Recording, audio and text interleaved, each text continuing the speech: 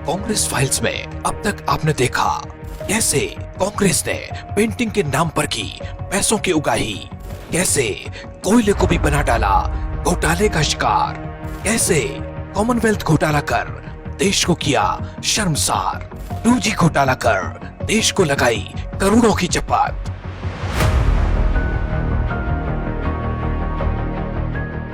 कहा जाता है कि आपदा में अवसर खोजने चाहिए, लेकिन कोई दूसरा आपदा से पीड़ित हो और उसे आप निजी स्वार्थ के लिए अवसर बना लें तो उसे अपराध कहा जाता है। आदर्श घोटाले को लेकर सीबीआई की चार्जशीट में बड़ा खुलासा हुआ है। वो अपराध जो कांग्रेस ने किया और परेशान हुए हमारे शहीद जवानों के परिवार। इतिहास गवाह है कि धन कमाने के लिए कांग्रेस जितना नीचे गिरी है उतना नीचे तो कभी उनके राज में शेयर मार्केट भी नहीं गिरा। आदर्श सोसाइटी विवाद जिससे पूर्व सीएम सहित कई बड़े अधिकारियों का नाम जुड़ा है। सीबीआई ने अशोक चौहान को भी उसमें आरोपी बनाया है।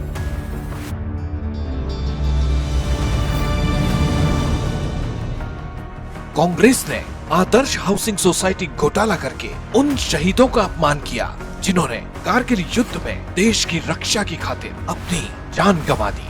उन्हें भरोसा था कि वो देश की खातिर जान दे रहे हैं तो देश उनके परिवार का ख्याल रखेगा, लेकिन सत्ता में बैठी कांग्रेस ने ध्यान रखने की बजाय उनसे उनके हक का घर भी छीन लिया। ये कहानी जुड़ी है 1999 के कारगिल युद्ध नायकों और शहीदों की वीरांगनाओं से, जिनके लिए दक्षिण मुंबई के कोलाबा में 31 मंजिला आदर्श हाउसिंग सोसाइटी बनाई गई थी। नियमानुसार ये सोसाइटी 6 मंजिला ही बननी थी, लेकिन नियमों को ताक में रखकर इसे 31 मंजिला बनाया गया। कि जो आदर्श इमारत जो खड़ी है वो अवैध तरीके से खड़ी है और इस वजह से इसको डिमोलिश करना चाहिए। बिल्डिंग तैयार होते ही आनन फानन में फ्लैटों का चुपचाप आवंटन कर दिया। शुरू से ही इस प्रोजेक्ट को शक भरी निगाहों से देखा जा रहा था। कुछ लोग कभी कभी घोटालों का जिक्र करते थे, लेकिन हकीकत सामने आई साल 2010 में, जब एक आरटीआई से पूरे देश को कांग्रेस के काले कारनामों के बारे में पता चला कि कांग्रेस के नेताओं, नौकरशाहों और सैन्य अधिकारियों ने अपात्र होते हुए भी इन फ्लैट्स को खुद के लिए, अपने रिश्तेदारों के लिए आवंटित कर लिया है। कांग्रेस के नेताओं ने नियम तो इतनी आसानी से बदले जैसे नियम नहीं उनके ड्राइंग रूम के पर्दे हो। कांग्रेस इतनी जल्दी में थी कि ना तो इस बिल्डिंग को बनाने के लिए नौसेना से एनओसी ली गई, ना ही पर्यावरण के नियमों का ध्यान रखा गया। इस घोटाले में उस वक्त के मुख्यमंत्री अशोक चौहान, पूर्व मुख्यमंत्री विलासराव देशमुख, सुशील शिंदे जैसे बड़े कांग्रेसियों के नाम सामने आए। कई बड़े नौकरशाह के साथ साथ 2 पूर्व सेनाध्यक्षों NC विज और दीपक कपूर समेत रिटायर आर्मी अफसरों के नाम भी सामने आए थे। सेना की कोर्ट ऑफ इंक्वायरी में 2 सेना अध्यक्षों दीपक कपूर और NC विज को घोटालों का जिम्मेदार माना गया।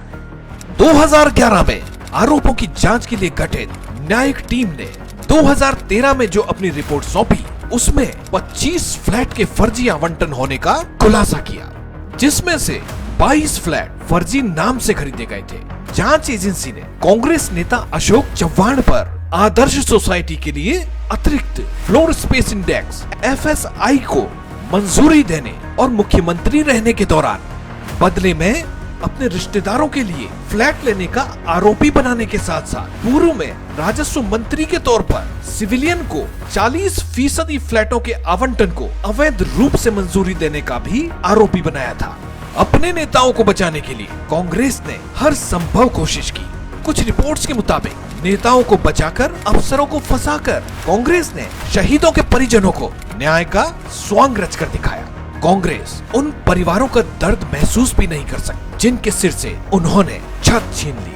कांग्रेस को जिन परिवारों को सुरक्षित भविष्य का विश्वास दिलाना था, उन परिवारों के साथ कांग्रेस ने विश्वासघात किया। 2 साल पहले दायर याचिका में आरोप लगाया गया था कि आदर्श सोसाइटी में चौहान की सास भगवती शर्मा और ससुर के भाई मदन लाल के भी फ्लैट हैं, जिनका घर पहले से ही उजड़ा था। उनसे छत तक छीनने वाली कांग्रेस को देश कभी माफ नहीं करेगा। चार्जशीट के मुताबिक चौहान ने इस मामले में बतौर राजस्व मंत्री और मुख्यमंत्री अपने पद का दुरुपयोग किया।